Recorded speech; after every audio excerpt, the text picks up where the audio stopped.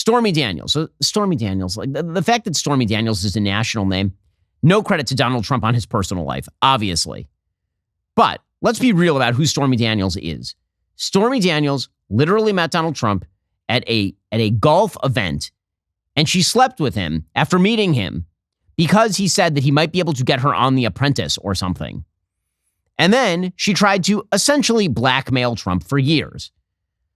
And she essentially attempted to sell her story to the public to demonstrate that Donald Trump was just the worst person in the world. And so Donald Trump paid her to be quiet.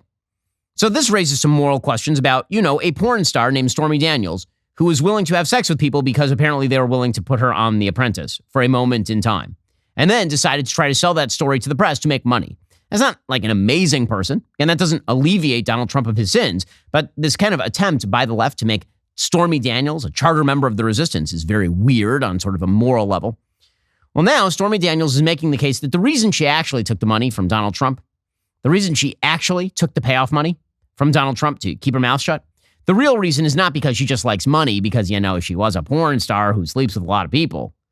It's not because of that. It's because she was afraid, you see. She's an actual victim in all of this. You can call Stormy Daniels a lot of things. You can't call her a victim in all this. I was very relieved when Gina started reaching out and offering me the chance to keep it quiet. I was terrified. I mean, people had been suspiciously killed for political reasons. It was really about two things: trying to keep the story from coming out so that it would not hurt my husband and my daughter and I wouldn't lose my life, and that there would be a paper trail and money trail linking me to Donald Trump so that he could not have me killed.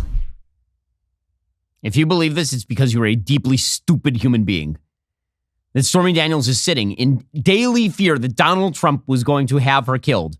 Stormy Daniels is one of a litany of women that Donald Trump has slept with and probably paid off. He was going to have her killed?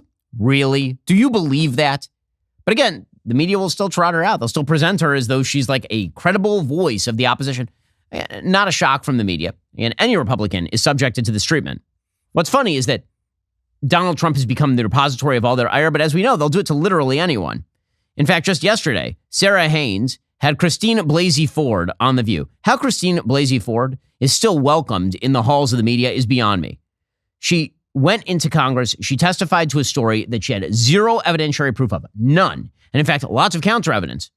And she is still treated as though her story is credible when it is deeply uncredible. So uncredible that some of the people she called as witnesses to the event herself said that it wasn't true. But media's still going to treat her as though she's a credible person. Why? Because, Brett Kavanaugh. That's why.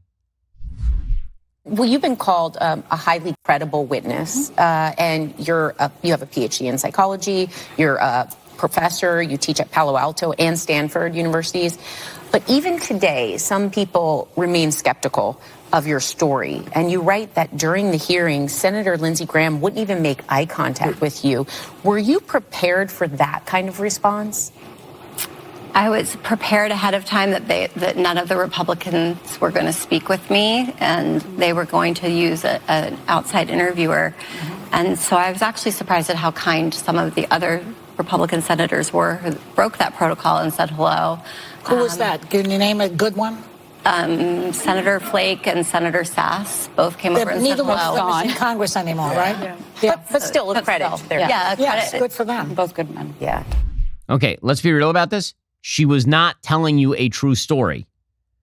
And the evidence that Christine Blasey Ford was telling you a true story about Brett Kavanaugh being part of essentially a gang rape, the evidence does not exist for that.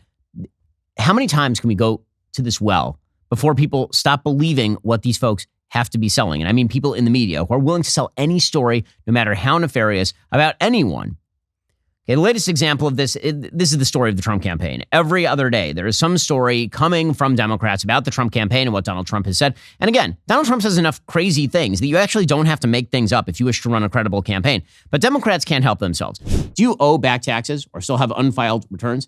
Well, not only is owing back taxes stressful, the IRS has become more determined than ever to come after you. The IRS's chief data and analytics officer revealed they are focused on an enforcement project with an average return on investment of about $6 for every $1 spent. They're targeting individuals and businesses that currently owe back taxes or haven't filed their returns first. Tax Network USA, the nation's leading tax relief firm, knows the tax code. They'll fight for you. With a record of negotiating over $1 billion in tax relief for their clients, their team is knowledgeable in handling any type of tax issue. Whether you owe $10 grand or $10 million, they can help. Even if you don't have all your personal or business records from over the years, they can get you filed up to date.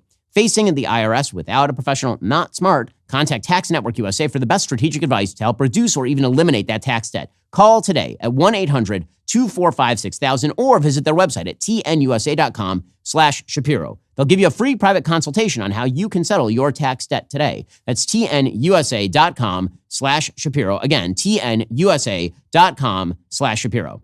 So their latest iteration is that Donald Trump is an anti-Semite. This dog is not going to hunt. Let me just tell you, it is not going to hunt. I will tell you why it's not going to hunt. Because the Democratic Party is currently engaged in the most disgusting volte-face, about-face, when it comes to the state of Israel that I've seen in my lifetime. Joe Biden is currently engaged in a process to withdraw armed support from a Democratic ally of the United States that's about to finish off a genocidal terror group.